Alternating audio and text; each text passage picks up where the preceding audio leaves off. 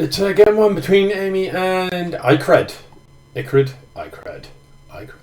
Elcred? I don't really know. Yeah, so Aimie, Terran in the bottom right, and Icredd, Protoss in the top left. Is it that literally everybody is playing on Death Aura? Is that a thing? Is that a thing that nobody told me, that all of the R1 games were going to be on Death Aura? I don't really know. Anyway, this is Death Aura, which is very, very popular so far. So, you know, we understand the map. I think we know our way around it. Very straightforward to get your natural up as per normal, but your third is also straightforward to take. Your fourth, not too bad either. So, yeah, it's certainly a straightforward map to get up on the 3 bases fairly quickly and to be able to defend that. You can park an army here and easily defend your third and your natural. So, cool beans. The worker for Icredd is going to come in and have a bit of a look around. Possibly going to, I thought he was just going to harass the SCV build in the barracks there, but he hasn't done that. He instead is going to hide in the corner. So we'll have to keep an eye on that little dude, see if he is going to get up to something. I think Aimie is onto him though, knows that that worker has disappeared somewhere, so he is going to attack that and possibly even kill it, but certainly at worst chase it out. So no scouting yet for our Terran player. This worker is going to run about and be a little bit annoying until the first Marine comes out and shuts it down. Or maybe it's going to escape, who knows. On the other side of the map, if Aimie was to scout, this is what you would see. You would see everything looking very normal and straight up. Wall at the bottom of the natural, I like that. I've always liked that as a kind of starting point. Not that you specifically need a wall against Terran. You kind of don't, but yeah, sort of establishing your base in this area rather than up here. It just makes it kind of straightforward and easy to hold your natural and expand there.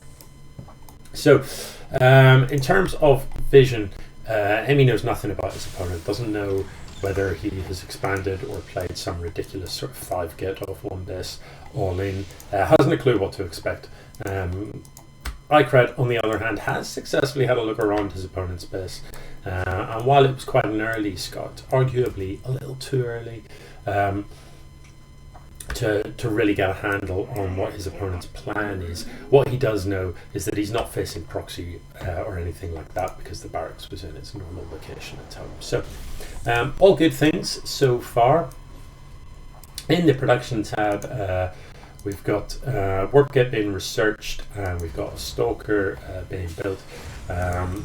Aimie, you need to get this CC operational. You need to get that turned into an orbital and those types of things. You need to get the workers mine in. So the old switcheroo is going to get a fast siege tank out here, and the barracks is going to go and build another tech lab. So typically if you see somebody do that, it means they're going to be playing mech. And by mech I mean not units that come from the barracks, units that come from factories. So siege tanks, later in the game maybe Thors, potentially Blue Flame Hellions, those types of things. Hellion Cyclone is quite nice. It's quite a nice thing to use in the early game. They're fast units, and you can get an awful lot of stuff done with them pretty early on. But it looks like siege tank is the choice, and that is going to siege up in a very defensive position. So defending on 2 bases is all well and good, but it looks suspiciously like the Protoss is ahead in that regard, with 8 workers already on that natural expand. Has got an income advantage, even with mules being dropped here. Starport come in, barracks come in. I'm not sure about this switcheroo then. Maybe he just wanted to get 1 siege tank up for, to feel a bit safe, but I'm not sure what that was about, because this is like a 2-on-1 build, is a really kind of standard, just generic, general, all-purpose opener for Terran. 2 barracks, 1 factory, 1 starport. Get your medivac side, get your marine side, get your siege tank side. Hopefully this Reaper is going to go across the map and have a look around, because Reapers don't really have another purpose in this game. Not really. They you know, they're very light units and they can't really take a fight. It looks like Icredd is going for a ninja, so going to drop and expand tucked out of the way on the left hand side of the map in the hope that his opponent simply doesn't see it. And yeah, I don't really mind that. Ninja expands can be quite good fun. So once that gets up and mining, that will give him a substantial income advantage. You know, arguably no reason not to just drop it in your third, given that your opponent hasn't actually scouted at all. They haven't a clue how many bases you've got anyway. So the Reaper is finally going to make its way across the map here and get some useful information. So we'll keep an eye on that. This is don't try and get in through the front door there. That's the Reaper just shot that instantly. So unfortunately gets no information. Reapers are able to jump up and down cliffs, so you need to tell that Reaper to track in around the edge here and jump up here so that you can get into this and have a look around. Looks like it's going to be possibly Tempests or Carriers. Carriers, you know, yeah, they're a bit of a weird unit. If you get to the point where you've got a huge fleet of Carriers, they are devastating. They're very, very hard to fight. You do need a lot of them. One Carrier on its own is almost a paperweight. It's kind of useless. So to get robust Carrier production up and running, you really do need quite a lot of income. Hold on just a moment here. I'm just going to take the edge off that. Oopsie. Yes, certainly you need at least 3 bases mining. This is going to be a complete wall when he does this. I don't know about that choice. So, you know, if you're playing against Zerg or something, having walls is a useful thing, but playing against the Terran, I don't really see the point of a complete wall. Anyway, so this is the Pro 2020 overlay. How are we feeling about this? It's quite nice, isn't it? It's got a little upgrades tab. It's got the sort of total gas and minerals. It's also got the income tab by default up there. Yeah, but it's also got worker supply versus army supply, which is quite useful intel. Yeah, very nice, very nice. Oh, I wonder can I remember how to do it's a best of 3, isn't it? And it is currently, no, it's Lordy. It's currently 0-0. Perfect, sweet. Like a pro. Yeah, Aimie, you've built a bunker, you've not put any Marines in it. Not sure what's going on there. Plenty of barracks here, so it looks like it's going to be bio after all. From our Terran player, a lot of barracks kind of standing about. So plenty of potential to crank out Marines, and you know, Marines can do well against Carriers. One of the problems you have with Carriers shoot out these little interceptors that fly about the place and shoot things. It's very difficult to get your units to ignore the interceptors and shoot the Carriers. Also, because the interceptors fly quite far away, they can start attacking you. With Carriers here, they could be attacking Marines that are here, so it can be quite difficult to get underneath the Carriers to kill them.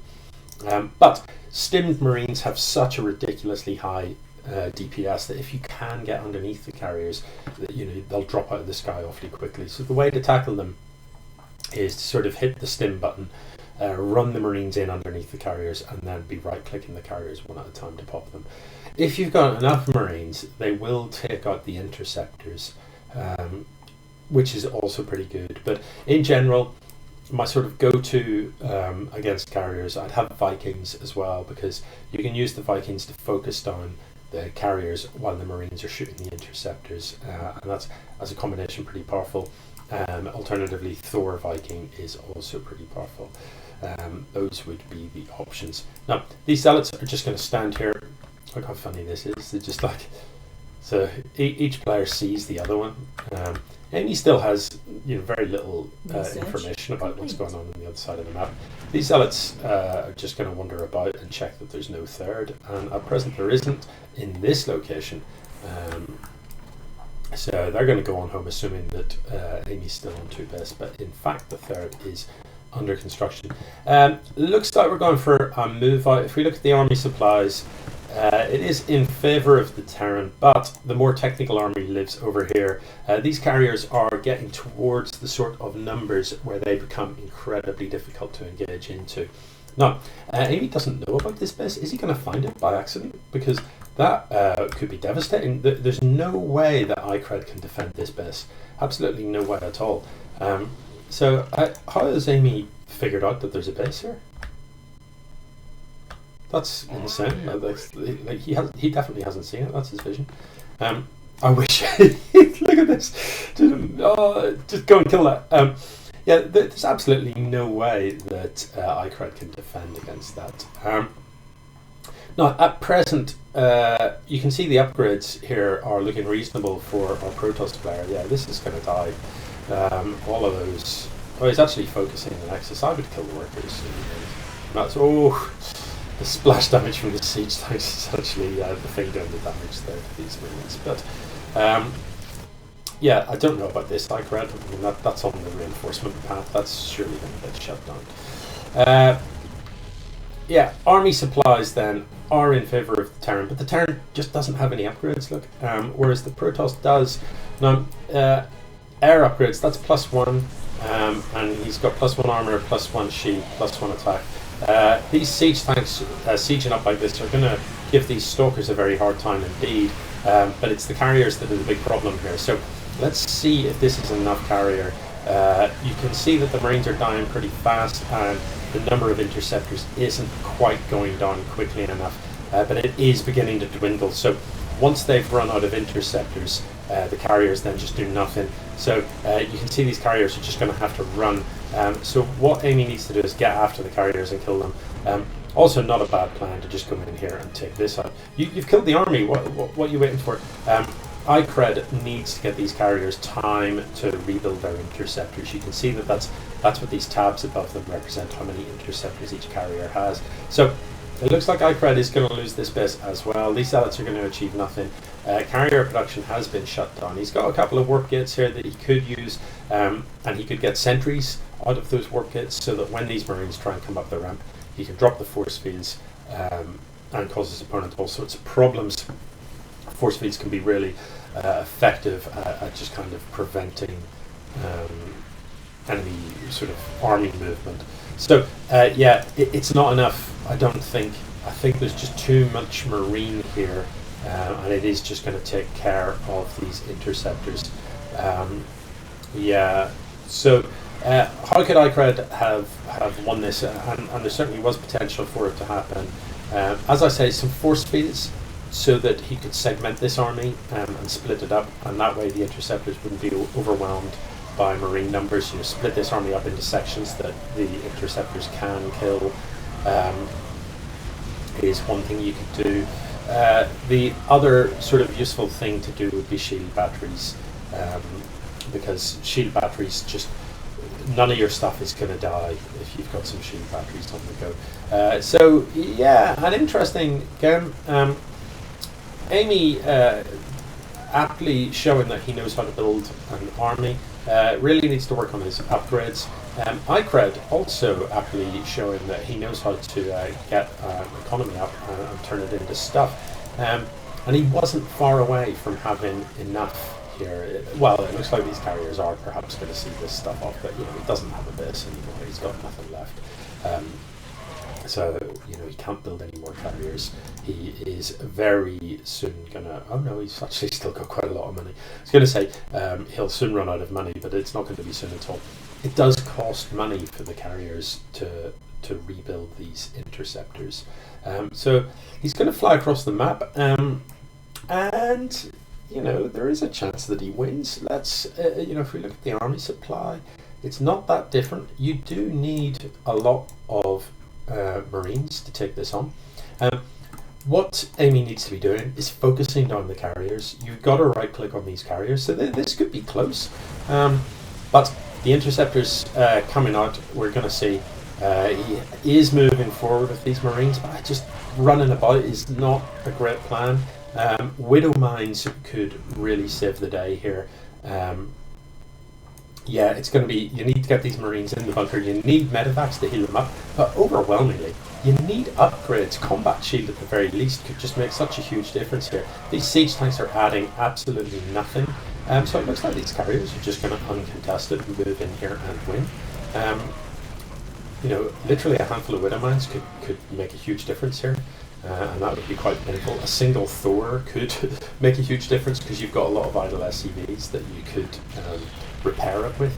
So, what a bizarre game. What a bizarre game. So close to the victory, but just didn't quite get the killing blow in. And arguably what he needed to do was, all he needed to do was to get those Marines, you know, when he was in this position and the carriers were on the run with no interceptors, was just to give chase and to be focusing on the individual carriers. Yeah, what a bizarre game. Very interesting indeed. Yeah, nothing really that Aimie can do at this stage about this. He does have... oh no, he doesn't even... he doesn't have the minerals, he doesn't have really anything that he can build. These barracks, you don't really need the barracks, you need the minerals to actually build Marines, and that's what you don't have. So, slightly problematic. One of the things you could do here as Terran is try and sneak some Marines out onto the map, rather than trying to fight these carriers. You can't. Get these Marines across the map and just kill the buildings, because you know, if your opponent loses all his buildings, he's dead, and your buildings can fly. So, you know, this command center, for example, you can hide this in the corner here. It takes a long time to find, but unfortunately, it's all over. So, a very close game indeed, but the victory goes to Icredd. GG.